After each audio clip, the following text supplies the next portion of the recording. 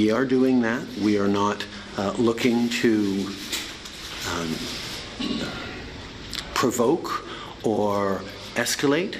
We are simply laying out the facts as we understand them, and we want to work with the government of India to lay everything clear and to ensure that there is proper process. उन्होंने अपने आप को इस काबिल कर दिया है कि कनाडा ऐसा मुल्क उनसे सॉरी करने के लिए मजबूर हो गए। ठीक है, ऐसे और हमारे यहाँ पे अफगानिस्तान के साथ कोई इशू हो जाए ना तो अफगानिस्तान बाढ़ उठा के ले जाता है, उतार के। खालिस्तानी तहरीक के अहम मरकज नजर आ रहे हैं, वहां से सख्त एहतजाज हो रहा है और खुद भारत भी कह रहा है कि वहां पर ऐसे लोग बैठे हैं कि जब एक सिख को भारतीय गवर्नमेंट ने टेररिस्ट डिक्लेयर किया था आज से 2 साल पहले, तो जस्टिन ट्रूडो ने उस वक्त उसके खिलाफ क्यों नहीं कोई एक्शन लिया। भारतीय विदेश मंत्रालय ने कल ही कनाडा में रहने वाले भारतीयों के लिए एक एडवाइजरी जारी की थी। इसके कुछ ही घंटों के बाद कनाडा की तरफ से ये बयान सामने आया। People can read into that what they want. Canada is a safe country. एक ट्रैवल एडवाइजरी पास करी है भाई साहब ने, भारत मत जाना, खतरे की जगह है। तो तू हेलमेट पहन के आया था भारत में जब G20 के लिए आया था। इजराइल की एग्जांपल दी गई, इतना सा इजराइल पूरी दुनिया में, और उसने सारा कुछ किया। उसके साथ क्या कर लिया हमने, या किसी ने भी क्या कर लिया? कनाडा ने उसको इतनी बातें करनी नहीं चाहिए, कोई जरूरत नहीं थी। ठीक है, अच्छा भला मुल्क चल रहा था, कोई जरूरत ही नहीं थी ऐसे। ये आके कैनेडियन सिटीजनशिप ले लेते हैं। जस्टिन ट्रूडो बेवकूफ है, ठीक है, वो बेवकूफ है, दिमाग से पैदल है, वो बांटता फिरता, आओ जी आओ चाय कॉफी पियो। आज इस वक्त इंडिया के ऊपर आया, लेकिन दुनिया इंडिया को एक बहुत बड़ी मार्केट के तौर पे देखती है। इंडिया से इंपोर्ट एक्सपोर्ट पूरी दुनिया को हो रही हैं। इस तरह से कोई इस तरह की स्टेटमेंट दे के दोनों काम खाए, और वो इंडिया ज़ाहिर है बड़ी पावर है, बड़ी बात है, बड़ी इकोनॉमी है, उनके साथ उनके रिलेशन है, वो फिर उनको बात माननी पड़। तो उसको कौन खोना चाहेगा? यहाँ पे एक स्टेबल गवर्नमेंट है, जहाँ पे स्टेबल डेमोक्रेसी है, जहाँ पे इस तरह मिलिट्री कूज नहीं होते, जहाँ पे जुडिशियल कूज नहीं होते, और वहाँ एक सिस्टम चलता है। 10 साल मोदी रहा है ना। वो कत्ल हुए हैं और उनके जो एलिगेशन है, एक भी अरेस्ट अभी तक नहीं हुई।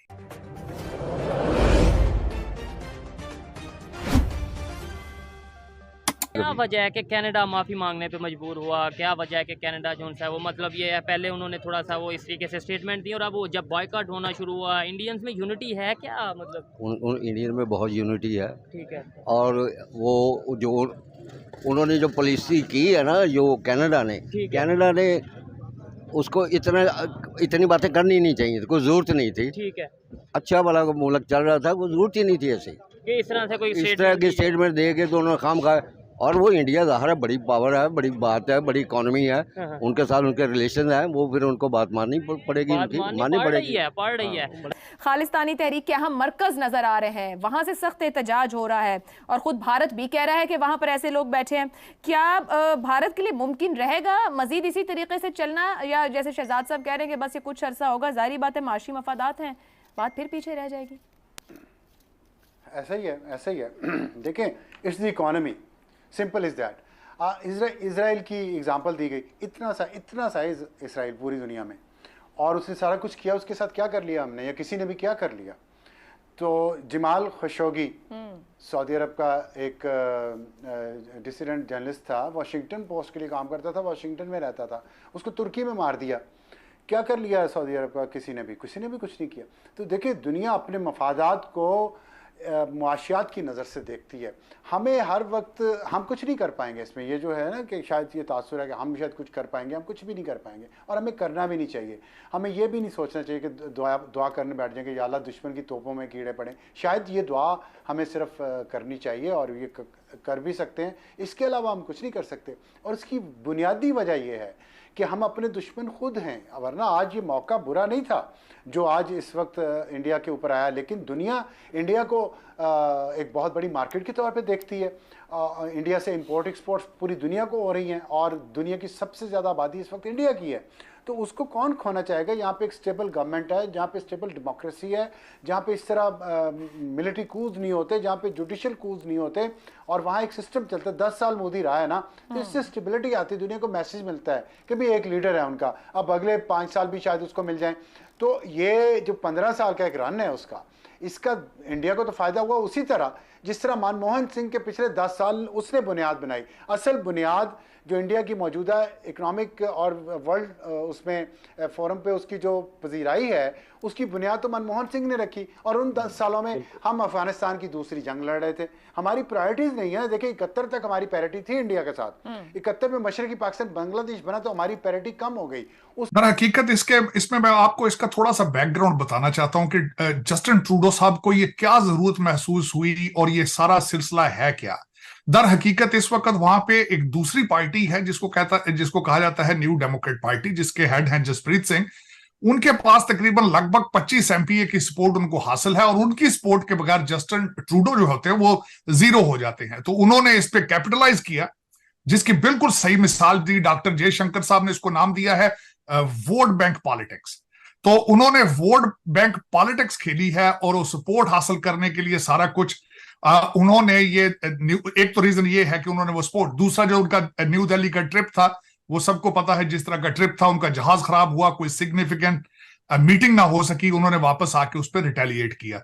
लेकिन उसको मैं समझता हूं कि उन्होंने इससे पहले यही नहीं सोचा कि you are a prime minister of Canada, आपको पहले रिसर्च करनी चाहिए थी, इन्वेस्टिगेशन करनी चाहिए थी। एलिगेशन बेसिस के ऊपर आपको इतना बड़ा ब्लंडर नहीं करना चाहिए था, नंबर 1। अब उसके बाद उन्होंने क्या किया है, उसके बाद उन्होंने जायंट स्टेटमेंट लेने की कोशिश की अमेरिका से और बर्तानिया से, दोनों ने रिफ्यूज किया। जब अमेरिका ने कहा है कि आप पहले अपनी योर इन्वेस्टिगेशन योर स्टेटमेंट, आप पहले इन्वेस्टिगेशन करें उसके बाद उससे डील करें। जो बर्तानिया ने स्टेटमेंट दी है उन्होंने उससे भी लोअर क्लास की स्टेटमेंट दी, उसमें भारत का नाम ही नहीं है। दूसरी उन्होंने ट्राई की, एक ऑर्गेनाइजेशन है फाइव आइज कंट्रीज, उन्होंने उनसे स्टेटमेंट लेने की कोशिश की, वहां से उनको कोई सपोर्ट हासिल नहीं हुई। उनकी फॉरेन मिनिस्टर इस वक्त यूनाइटेड नेशंस के इजलास के लिए न्यूयॉर्क आ चुकी हैं और उन्होंने कहा है कि वो G7 कंट्रीज से ये इसकी सपोर्ट हासिल करने की कोशिश करेंगे। लेकिन मेरे ख्याल में इन एलिगेशन की बेसिस पे, इल्जामात के बेसिस के ऊपर कोई भी जो कंट्री है वो इनको सपोर्ट नहीं देगा, बिलखसूस जब भारत दुनिया की 5वीं बड़ी इकोनॉमी। लेकिन जस्टिन ट्रूडो जो है वो मातम कर रहे हैं रुदाली की तरह के मर गया। तो ठीक है, तुम 23 जून से लेकर के तुम सितंबर तक कहाँ सो रहे थे और अचानक से तुमको ये नींद की गोली तुम्हारी खत्म हो गई और तुम्हारा गुड मॉर्निंग हो गया और तुमने कहा कि भाई ये हमारे धरती पर हमारे कनाडा में ये मर गया है और वो रिएक्शन देना स्टार्ट कर दिया। मैं आपको बताते चलूं कि 1980 में ऑपरेशन ब्लू स्टार में भी ऑफिसर गिल ने इस खालिस्तानी जहर वालों को उन्होंने खत्म करने की कोशिश की थी और बहुत भरपूर तरीके से खत्म करने की कोशिश की थी और काफी हद तक ये खत्म हो भी चुका था ऑपरेशन ब्लू स्टार में। उसके बाद मैं आपको बताऊं कि देखिए ये जो निज्जर है ये कनाडा सिटीजन नहीं है। इसने एक औरत को बहला फुसला करके इसने शादी की थी, शादी कर करके इसने कनाडा सिटीजनशिप लेने के लिए ही सिर्फ शादी की थी। हालांकि जब इस हरदीप सिंह निज्जर जो है जब कनाडा पहुंचा था और जिस औरत को उसने बहलाया फुसलाया और फंसाया था वो ऑलरेडी शादीशुदा थी और अपने पति के साथ वो कुछ साल पहले ही कनाडा में आई।